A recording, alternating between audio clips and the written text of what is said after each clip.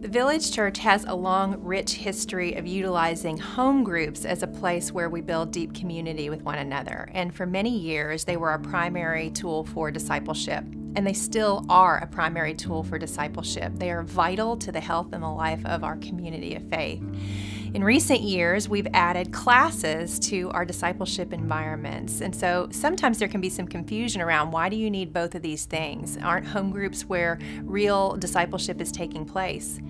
I don't want anyone to think of these things as being in competition with one another, because they certainly aren't. What they do is they complement one another. While home groups are fantastic for building community, and that's their highest stated goal, that pursuit of the one another's with one another, classes are dedicated primarily to learning. Does this mean that home groups aren't places where learning takes place? No. Of course, you can learn lots of helpful and important things about your faith in a home group.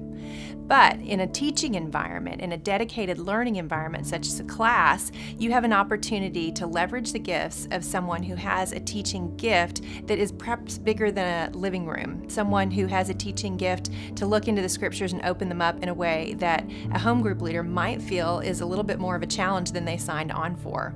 To make sure that our people were growing in their knowledge of the scriptures and in their understanding of doctrine, we brought classes into the mix of discipleship opportunities. These are places where you can come and learn with other fellow students who want to not just take in information about the Bible, but be actively involved in the learning process. So we're going to ask you to do some homework before you come, and then we're going to have a group discussion time where you have a thought level discussion around what it is that you're learning. And then we're going to have a teaching time where we're going to walk through the homework that you've done and the discussion that you've had in such a way that you are using your mind to build on your understanding of the scriptures of a particular doctrine.